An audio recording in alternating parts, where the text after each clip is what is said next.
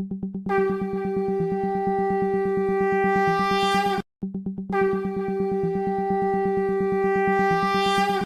प्रेममय श्री ठाकुर जी के श्री चरणों में प्रणाम निवेदन के साथ ही इस मातृ सम्मेलन में जुड़े सभी माँ लोगों को, दादा लोगों को मेरा सत सत जय गुरु, भक्ति भरा, प्रेम भरा। आज बहुत सुंदर दिन है, बहुत ये मंच आप लोगों ने मुझे दिया है, इसके लिए मैं बहुत आभारी हूँ। और मुझे जो कार्य दिया गया है उसको भी बताने के लिए मैं आतुर हूँ, उत्सुक हूँ। इससे पहले मैं ये बताऊं कि अभी माँ लोगों ने जो एनालिसिस किया नारी नीति का, उस विषय में बस मैं एक वाणी कहना चाहूँगी कि ये जो समस्त जो अध्याय था उसका एक ही सार है कि संगीत से होता है सांसों का व्यायाम। ठाकुर जी इस विषय में एक ही बात कह के गए हैं, इसी में इस नारी नीति एनालिसिस का पूरा सार है। संगीत से होता है सांसों का व्यायाम, नृत्य से होता है देह का, यही व्यायाम है सहज व्यायाम, इसके सिवा नहीं कोई दूसरा। अगर ये वाणी हम बोल देंगे तो पूरी उसका सार निकल जाएगा। तो आशा करती हूँ और विश्वास भी करती हूँ कि इस वाणी को आप लोग सब लोग मनन करिएगा, याद रखिएगा। और कालांतर में जैसे जैसे इसका उपयोग ठाकुर जी ने बताया है, जब संगीत हो तो ताली बजाइए, झूमिए, यही नृत्य है, यही व्यायाम है। और इतना सहज व्यायाम है कि इसके सिवाय दुनिया में कोई व्यायाम नहीं है। जहाँ तक अभी यूपी और उत्तराखंड की जो मातृमंडली, अभी हम लोग एक शुभ कार्य के लिए हम लोग को देवघर बुलाया गया था। ये यूपी और उत्तराखंड की जो मातृमंडली माँ लोगों के लिए बहुत सौभाग्य का दिन था। बहुत सुंदर बेला थी, बहुत सुंदर घड़ी थी और इसका नेतृत्व किया था हमारी वाराणसी के शांता वैद्य माँ ने। बहुत सुंदर उनका नेतृत्व था। उनके नेतृत्व में हम करीब 500 से भी ज़्यादा माँ लोग वहाँ उपस्थित हुए। और वो आनंद की बेला, वो घड़ी, मैं ये कहना चाहूँगी, उस दिन अमृत की वर्षा हो रही थी। इस वर्षा में हम सभी लोग नहा रहे थे, ओत-प्रोत हो रहे थे। उस वर्षा की एक एक बूंद को हम लोग महसूस कर रहे थे। इसीलिए उस दिन के लिए मैं यही कहना चाहूँगी, आनंद वर्षा था हमारे आंगन में और हम ही उस आनंद वर्षा में सभी लोग स्नान कर रहे थे। इस गर्मी के मौसम में सोचिए, आनंद की वर्षा है और उसमें हम जो 500 से भी अधिक माँ लोग गए थे, उसका आनंद की बेला थी। आनंद की वर्षा में ओत-प्रोत हो रहे थे। और सबसे बड़ी सौभाग्य की बात हमारे साथ तो ये थी कि कुछ बातों के चलते जो सत्संग के सारे कार्यक्रम रद्द हो चुके थे, फिर भी आचार्य देव हमें ध्यान दिए और आचार्य देव ने हमको वो समय दिया, वो घड़ी दी। अपने इस मूल्यवान समय से निकाल के उन्होंने इतना सुंदर हम लोगों को समय दिया और उस समय का सदुपयोग हम ही सब माँ लोगों ने किया। शुरू से बात किए जाए, एकदम शुरू से आरंभ करूँ तो 3-4 महीने ही हमारा उत्साह का कार्यक्रम शुरू हो गया था, जब शांता वैद्य माँ ने सभी को कहा था कि सभी चलने की तैयारी करें, सब मिलकर हम लोग देवघर चले और देवघर जाके उस पवित्र तीर्थ स्थान में हम अपने आप को प्रस्तुत करें। 4 महीने से हम लोग आनंद से ओत-प्रोत हो रहे थे। टिकट कटाना, बस करना, ना जाने कितने सारे रोज के दिन हम आनंद में ओत-प्रोत हो रहे थे। और इसी ओत-प्रोत में हम लोग वो मंगल घड़ी में सभी लोग उपस्थित हो गए और आचार्य देव उस मंगल घड़ी में 2 बजे ठीक 2 तारीख को ठीक समय पे उपस्थित हुए और सभी को इतना सुंदर मौका मिला और सभी बिल्कुल आचार्य देव के समीप बैठने का मौका मिला। और यूपी उत्तराखंड के लिए एक बहुत अच्छा इसलिए कहूँगी कि उस दिन आचार्य देव ने सभी को अच्छा और इसीलिए लगा क्योंकि आचार्य देव जो 1-1.5 घंटा जो भी बोले, समस्त बातें हिंदी में बोले और समस्त बातें उन सभी को समझ में आई और सभी इस घड़ी से ओत-प्रोत हुए और सभी अपने अपने जगहों पे जाके इतने खुश हैं। कल जैसे हम लोग संडे के दिन हम लोग के कानपुर सत्संग केंद्र में जब सत्संग हो रही थी तो ना जाने कितने लोगों को हमने खो दिया था। देखिए आगे मैं डीपी वर्स का कनेक्शन इसी से करूंगी। न जाने कितने लोगों को हम लोग ने खो दिया था। आज वो लोग अपने आप सत्संग केंद्र पे उपस्थित हुए, सभी ने अपनी अपनी बातें वहाँ रखी और कहा कितना आनंद आया। आचार्य देव के बिल्कुल सम्मुख बैठने का मौका मिला और एक एक बातें हम लोगों को समझ में आई, एक एक बातें सुनने को मिला, सभी आनंद में थे। इसी को तो आचार्य देव कहते हैं कि ठाकुर को लेके, ठाकुर क्या है, ठाकुर कोई क्या मूर्ति है, ठाकुर क्या कोई मनुष्य है, ठाकुर का स्वरूप आनंद का स्वरूप है। उनको लेके हमको आनंद करना है। इस आनंद के स्वरूप को उन्होंने हम लोगों को वहाँ दिखाया। जब सभी माँ हम लोग उपस्थित हुए, पहले प्रार्थना स्थल पे उपस्थित हुए, वहाँ हम लोगों ने जो भी अर्थ का, जो भी हम लोग को प्रणामी देना था, कहते हैं ना एक आदेश में चलते जो उनसे ही समाज हो।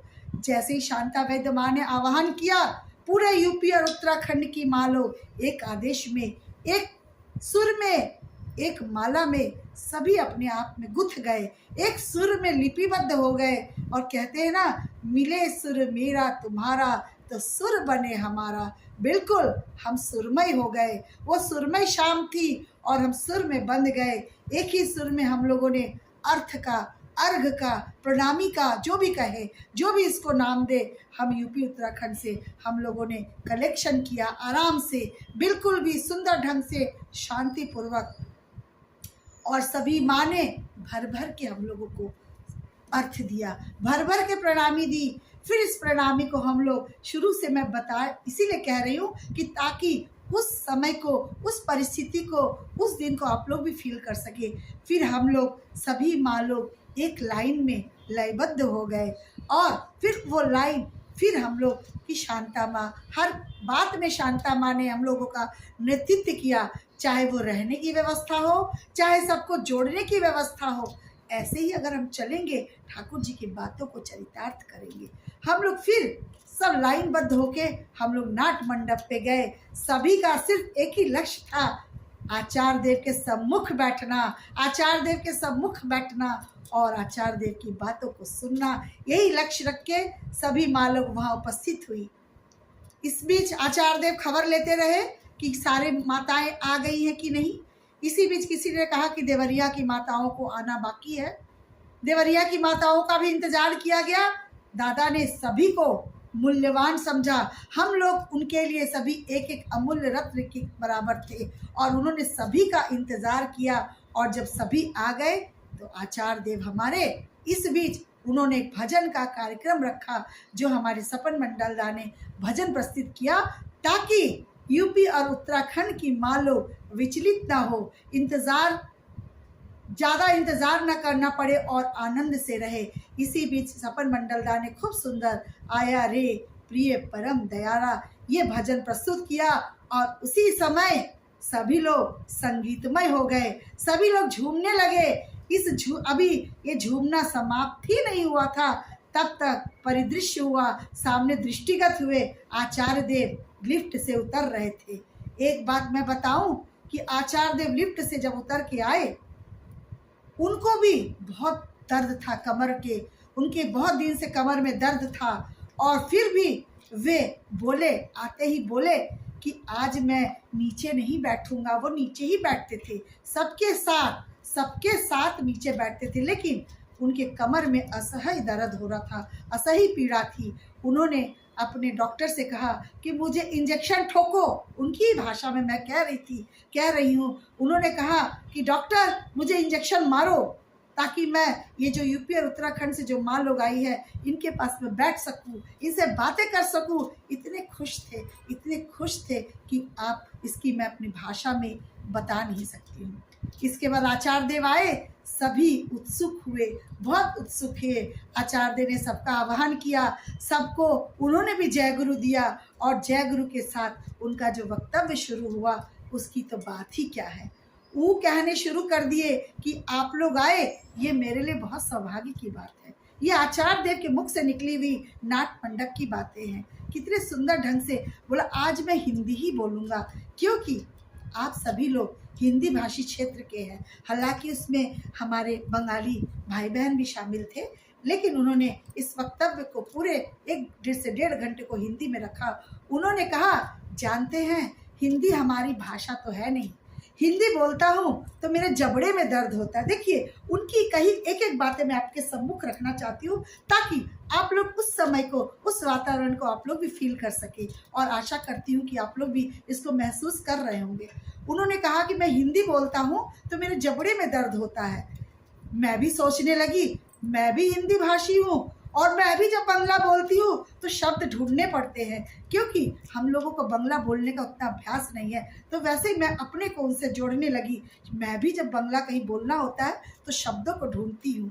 खैर, उन्होंने आगे यही कहा कि जानते हैं, जो आप लोग आए हैं ना, इतना आनंद आ रहा है, और आप लोगों से मैं कुछ नहीं कहूँगा, बस यही कहूँगा कि एक मेला है, मान लीजिए एक मेला लगा है, आप मेले में गए हैं, उस मेले में आपके कुछ भाई बहन आपसे हाथ छूट गया है, आप खो गया है हमारे कुछ भाई बहन, तो क्या हम भाई बहन को मेले में ही छोड़ देंगे? क्या भाई बहन को हम छोड़ के ही चले आएंगे?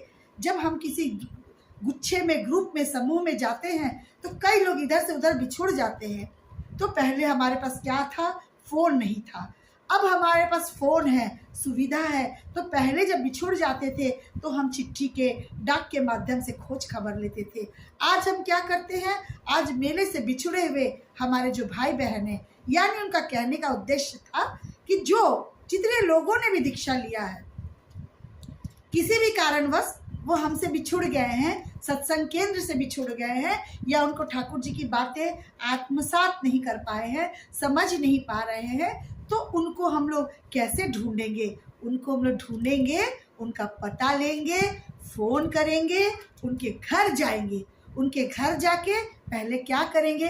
अरे भाई, आप मेले में कैसे बिछुड़ गए? आपको कोई दिक्कत तो नहीं हुई? आप मेले में बिछुड़ कैसे गए?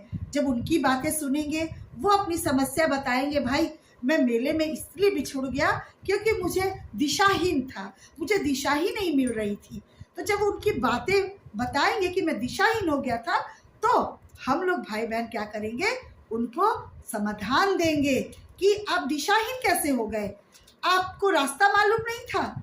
नहीं मालूम था तो हम उनको कहेंगे कि अभी मोबाइल है, आप जीपीएस खोलिए, गूगल खोलिए और रास्ता खोजिए, और वही जीपीएस, वही गूगल हम लोग हैं, सत्संगी भाई बहन हैं, जो हम लोग उनके घर में पहुंच के गूगल रास्ता सर्च करके हम लोग उनके घर में पहुंचते हैं और उनको जो दिशा भ्रमित है उनको रास्ता दिखाने की कोशिश करते हैं। अगर उनके ठाकुर जी का सिंहासन सही नहीं है, किसी कारणवश वो नहीं रख पाए हैं, तो अपने से हम कोशिश करेंगे कि उनको ठीक करें। अगर ठीक कर देते हैं तो उनका क्या समस्या है उनसे पूछे, फिर कैसे इष्टवृत्ति करते हैं उनसे जाने, इष्टवृत्ति कैसे भेजते हैं। यदि आपको भेजने का कोई साधन नहीं है तो हम हैं, हम मैसेंजर हैं, ठाकुर जी के दूत हैं, आपके यहाँ आए हैं गूगल से रास्ता सर्च करके, और हम आपकी समस्या का समाधान करेंगे और आपको ठाकुर जी के साथ जोड़ने की कोशिश करेंगे। इतनी सी बात उन्होंने कहा कि बस बिछड़े भाई बहन को मिलाना है। और उन्होंने क्या कहा?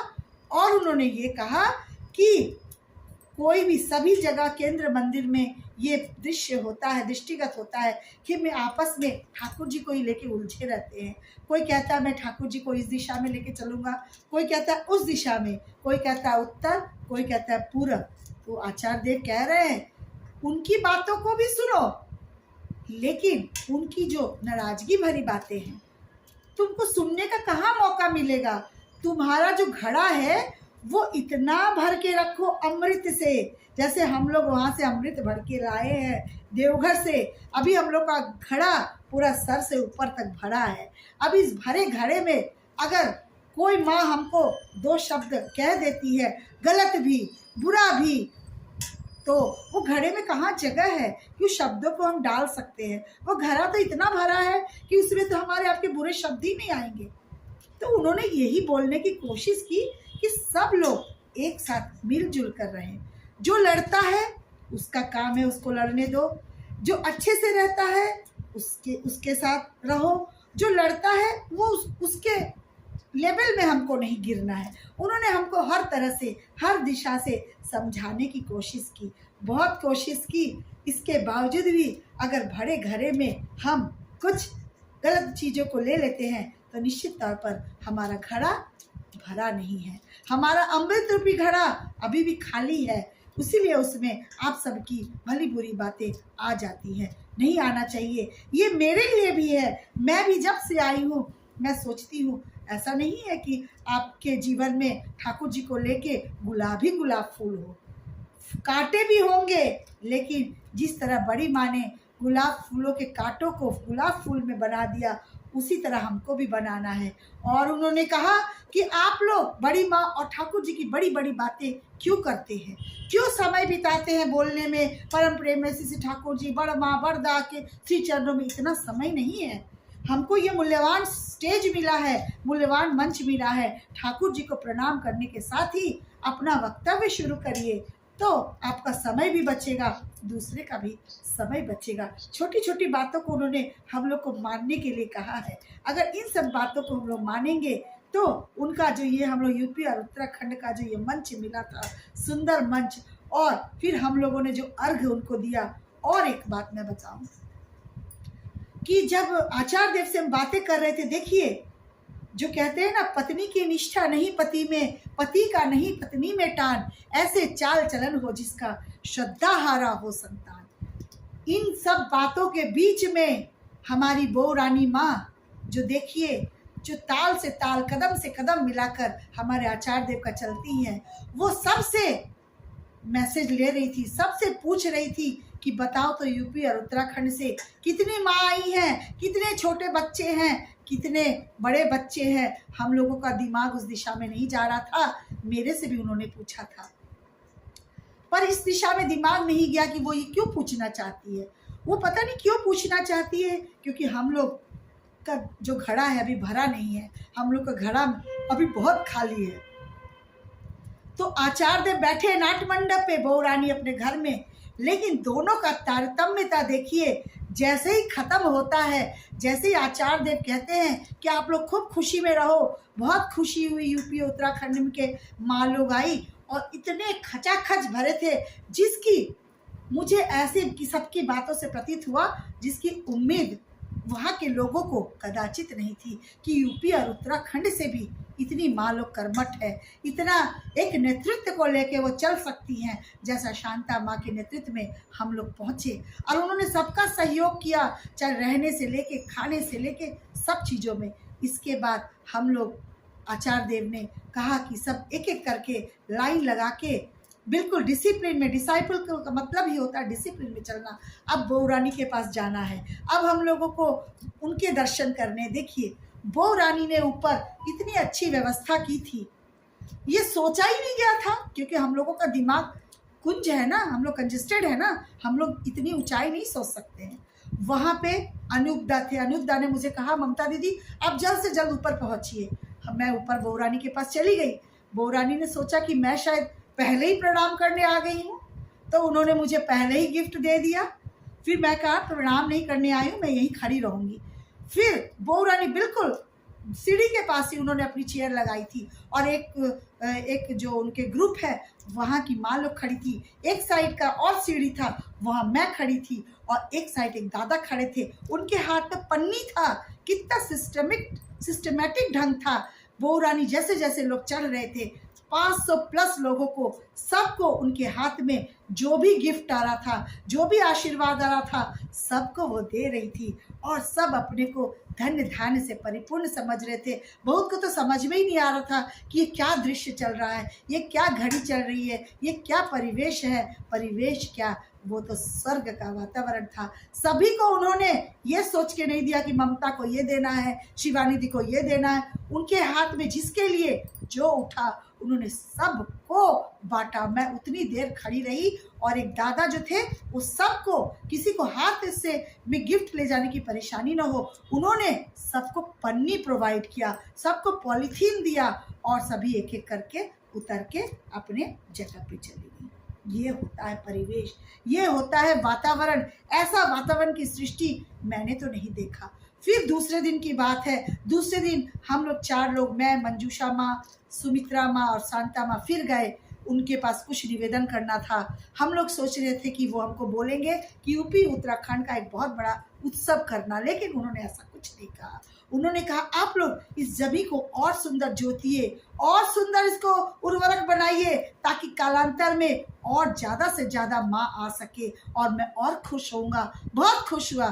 फिर मैं आगे बढ़ी, मैं बोली कि दादा ये सारे इतने खुश थे और गिफ्ट देखिए, दादा के मुंह पे अगर हम लोग कोई बात को लेके मुस्कान ला सकते हैं, अगर हंसी की भी बात हो तो हमको करना चाहिए। हमको उनके चेहरे की मुस्कान देखना चाहिए, न कि अपने चेहरे की। गए हैं हम समस्या में हैं, समस्या बता रहे, जी नहीं, वहाँ जाके हम आनंद लीजिए और उनको भी आनंद दीजिए। फिर मैं बोली दादा इतने खुश हुए सब लोग और गिफ्ट मिलने से तो और खुश हुए। तो वहाँ उपस्थित सभी लोग थोड़ा हंसे, दादा भी हंसे। फिर बोले ये ममता का तो घर है, ये तो आती जाती रहती है, लेकिन इतनी तादाद में लोग आए हैं। और सबसे बड़ी बात है कि जो हम लोगों का उद्देश्य था कि ज़्यादा से ज़्यादा वहाँ के लोकल लोगों को ले जाना है, यूपी और उत्तराखंड के हिंदी भाषी लोगों को जोड़ना है, इस विषय में हम लोग कामयाब हुए। और दादा को हम के चेहरे पे हम लोगों ने खुशी देख पाए। हम लोगों ने दादा को अर्घ्य निवेदन किया, बहू रानी को अर्घ्य दिया और यूपी और उत्तराखंड के आनंद बाजार के लिए एक अर्घ्य दिया। इससे सारी माताओं को पुण्य का लाभ मिला। तो ऐसा परिवेश की सृष्टि हुई। कालांतर में भी ऐसी चीज़ों की संभावना हो सकती है। आप सभी अपनी कमंडल लेके अपने बैग एंड बैगेज सहित हमेशा तैयार रहिए कि कब शांता माँ बोलेंगी अब आ गया है। फिर से यूपी उत्तराखंड की माँ लोगों को चलना है। कई माँ लोग नहीं गई, इस बार ज़्यादा से ज़्यादा चलने की कोशिश करिए और देखिए क्या आनंद आता है। उस आनंद की परिकल्पना ही नहीं कर सकते हैं। ऐसा आचार्य देव की बातों को हम लोग जो लेके आए हैं, अपना अमृत का घड़ा भरा रखिए। जो लड़ता है लड़ने दीजिए, जो बोलता है बोलने दीजिए। ठाकुर जी का काम करना है, मेले में खोए हुए लोगों को ढूंढना है और ढूंढ के उनकी उंगली पकड़ना है और एक सुंदर माला तैयार करना है। फूल का माला जितना बढ़ेगा हमारी माला उतनी ही बढ़ेगी और जितनी बड़ी माला होगी उतना ही बड़ा हमारा क्षेत्रफल होगा। जितना बड़ा क्षेत्रफल होगा उतने हम ठाकुर जी का प्रचार प्रसार कर पाएंगे। इसी आशा के साथ इस मंच से मैं सभी को धन्यवाद देती हूँ और सभी को जय गुरु करती हूँ। और बहुत बहुत धन्यवाद जो आप लोगों ने ये वक्तव्य मुझे बोलने का मौका दिया। सभी को जय गुरु। जय गुरु माँ। जय गुरु।